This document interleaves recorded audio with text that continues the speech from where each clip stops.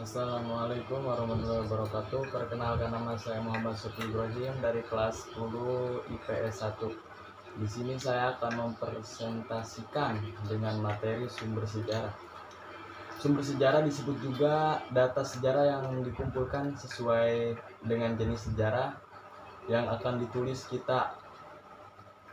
Umpamakan kita sedang melakukan penelitian sejarah sebuah keluarga pedagang yang pada Januari 1946 membangun rumah dinas pada waktu pemerintahan pindah dari Jakarta ke Yogyakarta. Yang sekarang seolah-olah dilupakan sejarah sumber apa yang kita kumpulkan. Sumber itu menurut bahannya dapat dibagi menjadi dua, yaitu tertulis dan tidak tertulis, atau dokumen yang artefak. Selain itu, karena kita akan menulis hal-hal yang baru, pastikan ingat orang akan peristiwa-peristiwa tahun 1946 tersebut. Masih dapat direkam lah, apalagi kita meneliti masing-masing.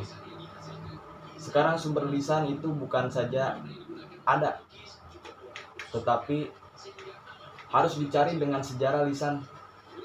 Mengantar ilmu sejarah, Kunto Wijoyo, 1995. Halaman 95.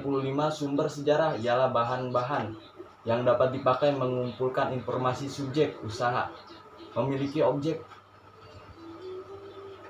yang mengumpulkan informasi mengenai objek itu menjadi tugas sejarawan. Kegiatan ini dalam ilmu sejarah disebut, asal katanya, heurisken, yang berarti mencari.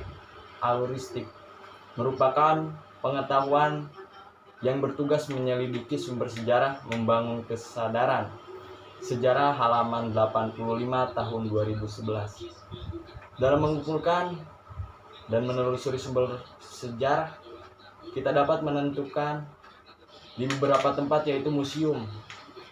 Museum merupakan tempat penyimpanan benda-benda kuno dan bahan-bahan yang tidak terdapat dalam buku, bahan ajaran ataupun bahan bacaan yang kemudian bisa ditentukan di perpustakaan. Yang kita bisa ditemukan di perpustakaan merupakan tempat penyimpanan bacaan-bacaan buku usaha.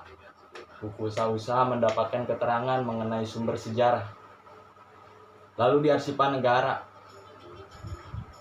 Arsip negara itu tempat buku-buku penyimpanan dokumen-dokumen resmi, seperti dokumen-dokumen pribadi, kantor-kantor pemerintahan,